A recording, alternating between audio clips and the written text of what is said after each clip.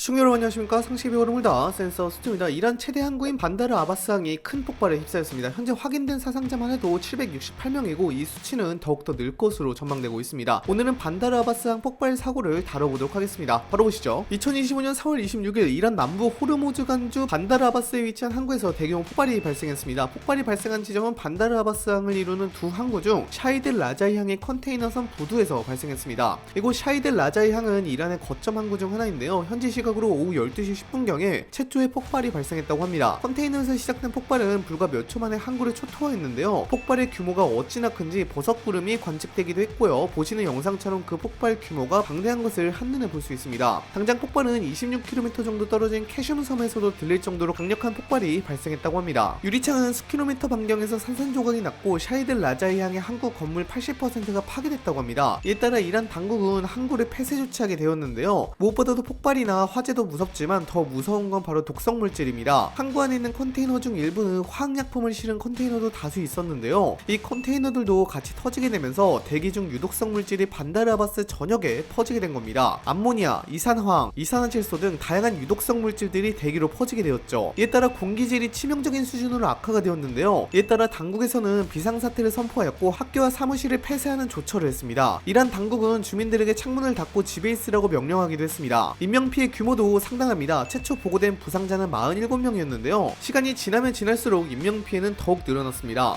사상자가 300명, 500명, 이제는 700명까지 돌파하여 현재는 768명의 사상자를 기록한 사건이 되었죠. 당장 시간이 12시라서 항구에서 일하고 있었던 직원들이 많았던지라 사상자는 더욱 늘어날 전망입니다. 상황이 상황인지라 마수드 폐지시킨 이란 대통령은 이번 대규모 폭발 사건의 원인을 철저히 조사하라고 강력히 지시했습니다. 또한 에스칸다르 모메니 내무부 장관을 긴급히 해당 지역으로 파견해 현장 조사를 직접 지휘하고 보고하도록 명령했습니다. 현재까지 화재는 다행히 진압이 완료된 상태지만 항만 전체는 여전히 폐쇄된 상황입니다. 경비 병력과 구호 인력들이 긴급 배치되어 잔해 수색과 추가 안전 조치를 이어가고 있습니다. 항만 기능은 살짝 마비된 상태로 반다르 아바스 지역 일대에는 여전히 긴장감이 감돌고 있습니다. 그렇다면 과연 이 엄청난 폭발의 원인은 무엇일까요? 파트메 모아제라니 이란 정부 대변인은 현재까지의 조사를 바탕으로 항구 한쪽 구석에 보관되어 있던 컨테이너에서 화학물질이 폭발했을 가능성이 높다고 밝혔습니다. 다만 정확한 원인을 단정짓기에는 이르다고 신중한 태도를 보였습니다. 한편 뉴욕타임스 보도에 따르면 이번 폭발은 중국에서 수입된 미사일용 고체 연료에서 발생했다고 전해졌습니다. 추가로 현지 ILNA 통신도 폭발의 직접적인 원인은 과염소산 나트륨이라고 보도했는데요. 이란 최대 항구 한복판에서 미사일 제작용 위험 화학물질이 부실하게 관리되고 있었다는 사실 자체가 국제사회를 큰 충격에 빠뜨리고 있습니다. 일각에서는 이러한 사고 자체가 누군가의 사보타주로 인해 일어난 것이 아니냐는 의문을 제기하는 사람들도 몇 있습니다. 특히 타이밍이 매우 섬뜩합니다. 이번 폭발이 일어난 날은 공교롭게도 이란과 미국이 오만에서 3차 핵협상을 시작한 바로 그날이었기 때문입니다. 여담이긴 합니다만 현재 미국과 이란은 핵협상을 진행 중인데요. 회담은 도널드 트럼프 미국 대통령의 스위트 위트코프 중동 특사와 아바스 아락치 이란 외무부 장관이 이끌었습니다. 6시간에 걸친 협상은 그리 좋지 않은 분위기라고 하는데요. 아바스 아락치 이란 외무부 장관은 이번 협상은 이전 협상보다 훨씬 더 심각했다고 분위기를 전하기도 했습니다. 그러면서 미국이 비현실적이고 불가능한 요구를 하지 않는다면 좋은 결과가 나올 수 있다고 언급하기도 했죠. 양측의 이견은 그리 많이 좁히지는 못했고 결국 여기서는 결론이 나지 못한 채 핵협상은 5월 3일에 다시 협상하기로 합의를 보게 되었습니다. 그런데 이 사고가 이 핵협상을 하고 있는 와중에 발생한 것입니다. 협상 당일 발생한 대규모 폭발, 이 때문에 일각에서는 단순 사고가 아니라 이란의 핵무장 시도를 견제하려는 이스라엘의 사보타주 가능성을 제기하고 있습니다. 사실 이런 추정에는 나름의 근거가 있습니다. 과거 이스라엘은 2024년 2월 이란의 가스관 폭발 사건과 2020년 샤이드 라자이 항구에 대한 사이버 공격 배후로 지목된 바가 있죠. 이스라엘은 이란의 군사시설과 핵개발 프로그램을 저지하기 위해 직접적이든 간접적이든 다양한 방식의 공격을 감행해온 전례가 있습니다. 그 때문에 이번 사건 역시 이스라엘의 숨은 작전일 수 있다는 의심을 완전히 배제할 수 없습니다. 다만 이란 정부는 현재까지 공식적으로 군사공격이나 테러 가능성을 언급하지 않고 있으며 단순 사고일 가능성에 무게를 두고 수사를 진행하고 있습니다. 한편 이스라엘 정부는 이란 폭발 직후 매우 이례적으로 빠르게 성명을 내고 이번 사건과 아무런 관련이 없다고 공개적으로 부인했습니다. 하지만 국제사회에서는 여전히 의구심을 가시지 않고 있습니다. 특히 폭발 원인이 미사일 고체 연료와 관련된 화학 화학물질이라는 점, 그리고 핵협상이 막 시작이라는 점 때문에 이번 사건은 단순한 화학물질 사고로만 보기엔 석연찮은 구석이 있다는 평가가 많습니다. 이 사건의 진짜 배후가 무엇인지 앞으로 밝혀질 진실은 세계 정세에 상당한 파장을 일으킬 것으로 보입니다. 결국 이란 정부가 얼마나 투명하게 조사 결과를 공개할지, 그리고 국제사회의 추가 반응이 어떤 방향으로 흘러갈지가 앞으로의 중요한 사항이 될 것으로 보입니다. 그렇다면 샤히드 라자이 항구는 어떤 곳일까요? 샤히드 라자이 항구는 굉장히 중요한 항구인 곳입니다. 샤히드 라자이 항구는 이란 최대 규모의 컨테이너 항구로 총 면적이 약 24제곱킬로미터에 달하고요. 부지 내에는 유류탱크와 석유 화학시설을 갖추고 있는 곳입니다. 연간 약 8천만 톤의 화물을 처리하는 항구죠. 무엇보다도 전세계 석유 거래량의 20%가 이 해협을 통과하는데요. 굉장히 중요한 전략적 요충지이기도 합니다. 특히나 이란 핵 개발을 하는데 중요한 시설이기도 한데요. 관련 무기나 장비들을 수급받는 곳이 바로 이 항구입니다. 그렇게 이 항구로 인해 앞으로의 상황이 어떻게 흘러갈지는 더 지켜보아야 알겠지만 긍정적인 결과가 나오지는 않을 것 같습니다. 이번 폭발 사건이 향후 이란과 미국 간의 핵협상에 어떤 영향을 미칠지는 현재로선 아직 단정할 수는 없습니다. 그러나 벌써 여러 조짐이 나타나고 있습니다. 우선 이란 내부에서는 강경파 세력들이 이번 폭발을 외부의 공격 가능성과 연관짓는 목소리를 점점 높이고 있습니다. 특히 이스라엘을 직접 지목하면서 사보타주라는 단어를 노골적으로 언급하기 시작했습니다. 이란 강경파 언론과 정치권 일부 인사들은 이번 폭발은 이란의 국방력을 약화하려는 의도된 공격이라 주장하며 미국과 이스라엘에 대한 경계심을 더욱 부추기고 있습니다. 이런 움직임은 향후 핵협상에서 협상 분위기를 더욱 경직시키는 요인으로 작용할 수 있습니다. 즉 강경파가 이번 사건을 명분 삼아 협상 테이블에서 더욱 강경한 입장을 고수할 가능성이 높다는 것이죠. 반면 이 폭발 사고가 명백한 관리 부실로 인한 것이라는 점도 부각되고 있습니다. 항구의 고체 연료, 그것도 미사일용 화학물질을 부적절하게 보관했다는 사실은 이란 당국의 안전관리 능력에 심각한 의문을 제기하게 했습니다. 국제사회, 특히 핵 관련 안전 문제에 민감한 국제원자력기구 입장에서는 이란의 핵시설 관리 체계에 대한 신뢰도가 크게 흔들릴 수밖에 없습니다. 이에 따라 향후 핵협상에서 미국이나 유럽 측은 이란이 민간 목적이라 주장한 핵개발도 제대로 된 안전관리가 안 수 있다며 더욱 강력한 사찰 요구나 제한 조치를 주장할 가능성이 제기되고 있습니다. 이란의 입지가 협상 테이블에서 상대적으로 약화할 수 있다는 의미입니다. 다만 상황을 역이용하려는 시도도 관측됩니다. 이란 정부 측 일각에서는 오히려 이번 사고를 제재의 부작용으로 몰아가려는 움직임도 보입니다. 즉 국제사회의 강력한 경제 제재로 인해 이란의 인프라와 관리 시스템이 노후화되었고 결국 이런 사고가 발생했다는 논리를 펼쳐 제재 해제 요구를 정당화하려는 전략이죠. 국제사회도 이번 사고를 예의주시하고 있습니다. 그러나 매우 조심스럽게 대응하고 있다는 것이 특징입니다. 현재까지 공식적으로 폭발에 대한 깊은 분석이나 직접적인 비난은 나오지 않았습니다. 미국, 유럽연합, 그리고 국제원자력기구 모두 애도의 뜻을 표명하는 데 그치고 폭발 사고 자체에 대한 언급은 극도로 자제하고 있습니다. 이는 무엇보다 핵협상 국면을 자극하지 않으려는 의도로 해석되고 있습니다. 특히 이란과의 핵협상은 오랜 시간 동안 어려운 과정을 거쳐 어렵게 재개된 만큼 이번 사고가 협상판을 깨트리는 변수로 작용하는 것을 막기 위해 국제사회가 극도로 신중한 태도를 취하고 있는 것으로 보입니다. 따라서 앞으로의 협상 결과를 좌우할 핵심 변수는 이란 내부 강경파가 어떤 모습을 보이는지, 또 이란 정부의 공식 입장이 어떠한지, 미국과 유럽이 이 사태를 얼마나 신중히 다루는지에 따라 달라질 것으로 보입니다. 요약하자면 이번 폭발은 이란 내부에서는 강경파를 부추기고 외부적으로는 이란에 대한 신뢰를 약화하며 양쪽 모두에게 향후 협상 전략을 재조정하게 만들 수 있는 매우 위험한 불확실성 요소로 작용할 전망입니다. 당장 5월 3일에 있을 이란과 미국 간 핵협상에서 이번 사건이 어떤 식으로 영향을 미칠지 전 세계가 주목하고 있습니다. 여러분들은 이번 이란 항구에서 발생한 대규모 폭발이 어떤 결과를 가지고 올 것 같나요? 댓글로도 작성해 주시기 바랍니다. 이상 영상 마치도록 하겠습니다. 감사합니다.